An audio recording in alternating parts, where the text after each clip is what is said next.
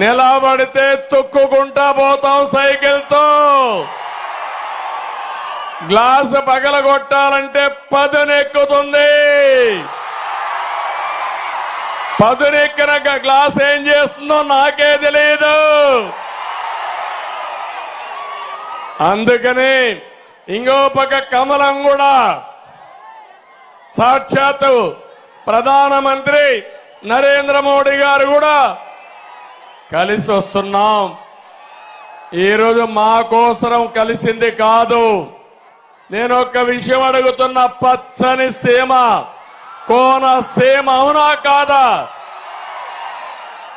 ప్రశాంతమైన కోనసీమ, అందాల సీమ, మేమందరం మెచ్చిన సీమ ఈ కోనసీమ. దుర్మార్గులు వచ్చారు 5 ఏళ్లుగా, మాఫియాని తెచ్చారు 5 ఏళ్లుగా. కోనసీమని మరో పులివెందల చేయాలనుకుంటున్నారు. ఏం తమ్ముళ్ళు, చేయనిస్తారా మీరు? సహకరిస్తారా మీరు? ఆమోదిస్తారా మీరు? నా అభిమతం, మిత్రుడు పవన్ కళ్యాణ్ గారి అభిమతం ఒక్కటి, 3 జెండాలు. మా అజెండా ఒకే ఒక అజెండా, ఈ కోనసీమని, అందాల సీమని భవిష్యత్తులో బంగారు సీమగా తయారు చేయాలనేది మా ఆలోచన. అంతేకాకుండా ఎక్కడో కాశ్మీర్లో ఇంటర్నెట్ క్యాన్సిల్ చేసి మొన్ననే కులాల మధ్య చిచ్చు పెట్టి వైఎస్ఆర్ కాంగ్రెస్ పార్టీ చలిగాల్చుకుంటూ ఇంటర్నెట్ క్యాన్సిల్ చేశారు. తెలుసు కదా తమ్ముళ్ళు ఏం జరిగిందని అడుగుతున్నా. ఇక్కడుండి మీ తప్పు ఉందా అని మిమ్మల్ని అడుగుతున్నా. ఏ ఒక్కరైనా తప్పు చేశారా అని మిమ్మల్ని అడుగుతున్నా. ఈ బాధ్యత ఎవరిదని మిమ్మల్ని అడుగుతున్నా. జగన్మోహన్ రెడ్డి వైఎస్ఆర్ కాంగ్రెస్ అవునా కాదా అని మిమ్మల్ని అడుగుతున్నా. అవునంటే గట్టిగా చప్పట్లు కూడా చెప్పండి, ఖండించండి. ఇంకొక పక్క నేను ఇప్పుడు వచ్చినప్పుడు ఎప్పుడూ నాకు గుర్తుండే వ్యక్తులు ఎప్పుడు శాశ్వతంగా ఉంటారు. ఒకటి బాలయోగి, కోనసీమ ముద్దు బిడ్డ బాలయోగి. బాలయోగిని ఎప్పుడూ నేను మర్చిపోలేను.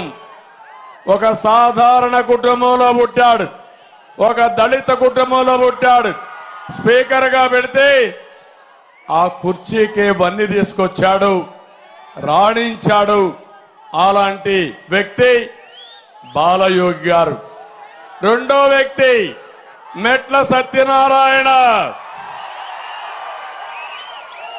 ఎన్టీ రామారావు గారు పార్టీ పెడితే మొట్టమొదటిసారిగా పార్టీలో చేరి పార్టీ జెండా మోసిన వ్యక్తి, చనిపోయే వరకు పార్టీ జెండా మోసిన వ్యక్తి.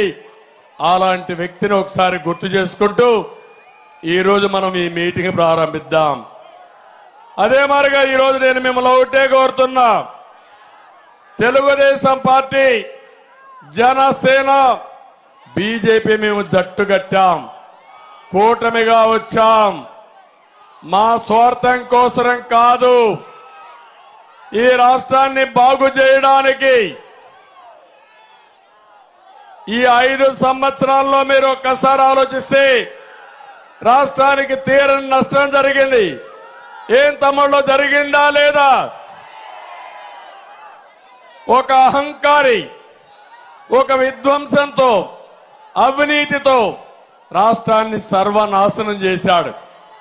ఈ రాష్ట్రాన్ని 20 ఏళ్ళు వెనక్కెళ్లిపోయాం.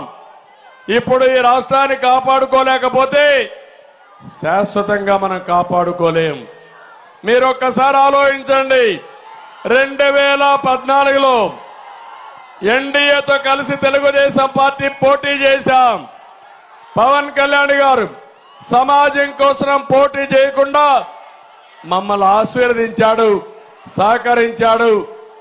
ఈస్ట్ గోదావరి, వెస్ట్ గోదావరి జిల్లాలో స్వీప్ చేశాం. అన్ని సీట్లు మనమే గెలిచాం.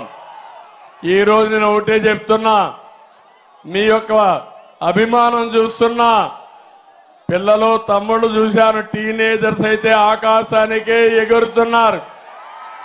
ఎప్పుడూ చూడని ఉత్సాహం మా ఆడబిడ్డల్లో. మళ్ళా మంచి రోజులు వస్తాయని మాకు మంగళారతులు ఇచ్చారు మా ఆడబిడ్డలు.